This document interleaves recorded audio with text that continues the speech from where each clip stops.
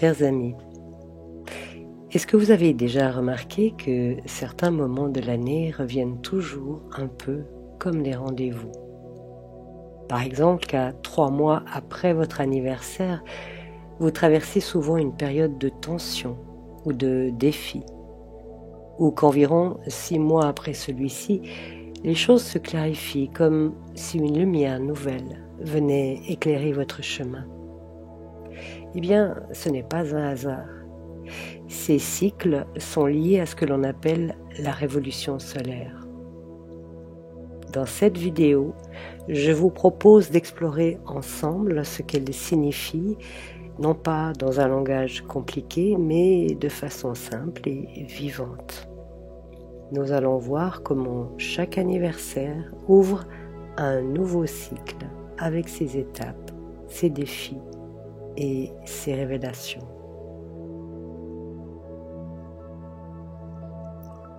La révolution solaire est tout simplement le thème de notre anniversaire. Chaque année, au moment où le soleil revient exactement à la place qu'il occupait à notre naissance, un nouveau cycle personnel commence. Ce retour solaire n'a pas toujours lieu le jour même de notre anniversaire civil, parfois la veille, parfois le lendemain. À cet instant précis, on peut dresser un nouveau thème astrologique qui décrit l'ambiance de l'année à venir, ses défis, ses ouvertures et ses opportunités de croissance.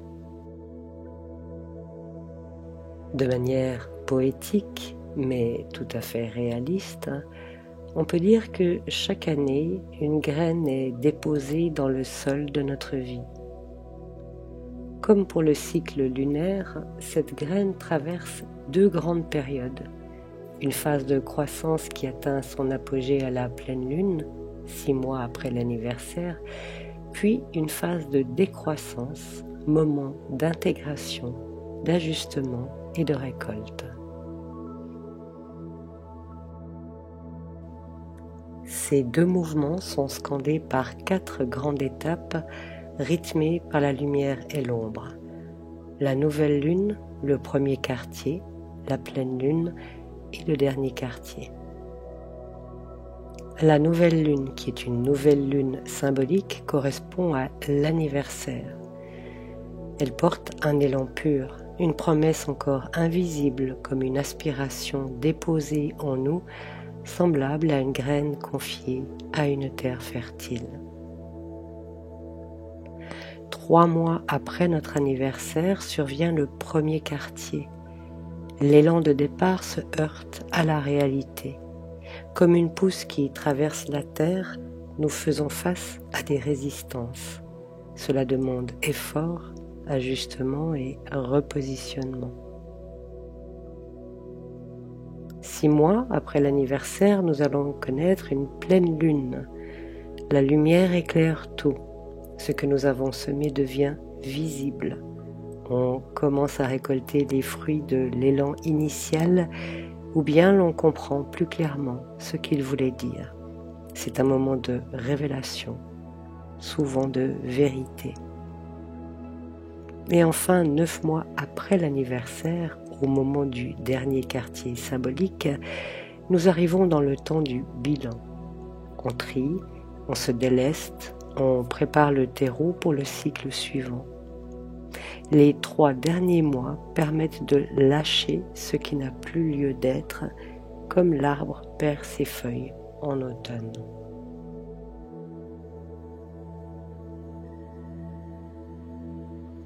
Bien sûr, la révolution solaire ne remplace pas le thème natal. Elle vient dialoguer avec lui. Le thème natal reste le canevas fondamental, tandis que la révolution solaire montre comment l'énergie de l'année va activer certaines zones de notre vie. On peut se rattacher à quelques repères utiles. L'ascendant de la révolution solaire tombe dans une des maisons du thème natal. Ce secteur sera particulièrement mis en valeur durant l'année. C'est là que nous allons nous mettre en vedette, nous mettre en avant ou que nous serons plus préoccupés par rapport au domaine de cette maison. Le milieu du ciel, lui, montre le domaine où nous chercherons à accomplir quelque chose ou à être visible. La maison 7, elle, va venir éclairer nos relations durant l'année, et la maison 4, notre besoin de sécurité, de racines, de sentiments de je profond. On peut lire une révolution solaire comme une lunaison qui serait annuelle au lieu d'être mensuelle. Au moment du retour solaire, l'équivalent de la nouvelle lune, nous vivons un moment d'impulsion, c'est le départ du cycle. On peut ressentir de l'enthousiasme, quelque chose qui nous porte vers l'avant. Au moment du premier quartier, 3 mois après, qui correspond pour la lune au premier quartier justement, nous sommes confrontés à un besoin d'action, à des défis, à des ajustements qui nous demandent d'exprimer cette énergie qui était ressentie au moment de la nouvelle lune, la mettre concrètement en forme. Au moment de l'opposition, 6 mois après, qui correspond à la pleine lune, il y a prise de conscience, début de récolte et révélation. Et puis enfin, au dernier quartier, 9 mois après l'anniversaire, nous arrivons dans la période d'intégration, de bilan, de clôture. Les carrés et l'opposition marquent les moments les plus cruciaux. Ce sont les étapes initiatiques de l'année. C'est pour ça, même si on ne fait pas d'astrologie, qu'il va être intéressant de regarder ce qui se passe dans nos vies 3 mois après notre anniversaire, 6 mois après et 9 mois après, parce que ce sont toujours des étapes initiatiques. Ce n'est pas au jour près, mais c'est dans cette période-là. On peut dire aussi qu'une révolution solaire se vit comme une respiration cosmique. Les 6 premiers mois sont croissants, tournés vers l'expansion comme une lune montante, alors que les 6 mois suivants sont décroissants, centrés sur l'intégration et la récolte, mais aussi la dissémination. Ainsi, chaque anniversaire n'est pas seulement une fête, c'est le nouveau départ d'un cycle, une invitation à avancer avec conscience dans le grand rythme du vivant. Prenons un exemple concret. Imaginons une femme qui se prénomme Sophie, née le 10 avril, peu importe l'année, et donc native du signe du Bélier.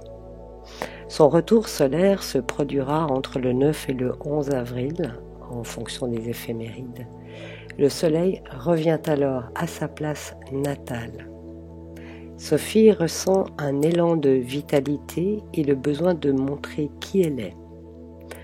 Bélier oblige, elle veut agir, entreprendre, démontrer ce qu'elle vaut. Or, l'ascendant de sa révolution solaire tombe dans sa maison 10 natale. Son année sera centrée sur sa vocation, sa visibilité, sa vie professionnelle. Le premier défi, représenté par le premier carré de son thème anniversaire, surviendra vers la mi-juillet. Le soleil sera alors en Cancer, au carré de lui-même. L'impulsion se confronte à la réalité. Peut-être ses proches la trouvent trop radicale, ses collègues ne comprennent pas son énergie. Le carré Cancer-Bélier lui demande de consolider sa sécurité intérieure et de se repositionner avec maturité. Au moment de l'opposition, à la mi-octobre, le soleil se trouvant alors en balance, c'est un moment de pleine lune. Les fruits de ses efforts apparaissent. Un projet voit le jour où des tensions relationnelles l'obligent à ajuster. Sophie comprend que s'affirmer c'est bien, mais qu'il faut aussi collaborer. Le dernier carré, enfin, surviendra vers la mi-janvier. de l'année suivante, le Soleil sera alors en Capricorne. C'est la phase d'intégration. Sophie doit organiser ses acquis, revoir son mode de travail, accepter plus de discipline. L'élan spontané du Bélier doit trouver une structure pour durer et peut-être ralentir pour mieux intégrer. Au final, Sophie n'a pas seulement traversé des événements, elle a vécu un cycle complet d'affirmation de soi avec ses tensions, ses révélations et son intégration. Bien sûr, toutes ces étapes dépendent du thème natal, ses aspects, ses forces, ses fragilités. Si le soleil natal de Sophie est en carré à la lune, le premier quartier sera plus délicat car il faudra apprendre à s'ancrer dans sa propre sécurité intérieure, ce que symbolise ce carré. Si ce même soleil natal est en trigone à Saturne, la phase Capricorne sera plus fluide car la capacité à structurer et organiser est déjà acquise. Et Sophie pourra s'appuyer sur un sentiment de solidité intérieure, d'enracinement dans le réel. Chaque anniversaire représente donc symboliquement une nouvelle naissance qui enrichit et prolonge le thème natal avec de nouvelles opportunités de croissance. Il est essentiel de comprendre que la révolution solaire n'est pas seulement un reflet d'événements extérieurs. En fait, elle est avant tout un miroir vivant de notre évolution intérieure. Elle éclaire le dialogue entre ce que nous portons depuis toujours, le thème natal, et ce que l'année nous invite à développer, qui est en fait le déploiement des qualités contenues dans le thème natal. Ce qui compte, ce n'est pas ce qui nous arrive, mais la manière dont nous choisissons d'y participer, comment nous relevons les défis, comment nous intégrons les révélations, comment nous donnons sens à ce qui nous traverse. C'est endosser pleinement la responsabilité de notre existence au lieu d'attendre passivement que des circonstances extérieures décident pour nous. Vécue de façon consciente, la révolution solaire devient bien plus qu'un calendrier astrologique. C'est une respiration de l'âme, une dynamique de croissance qui nous conduit pas à pas vers une intégration plus profonde de nous-mêmes et vers une compréhension plus claire de notre place dans le monde et du rôle singulier et unique que nous avons à y jouer. Car c'est en jouant avec la vie, les cycles et ses symboles que nous découvrons peu à peu notre véritable je.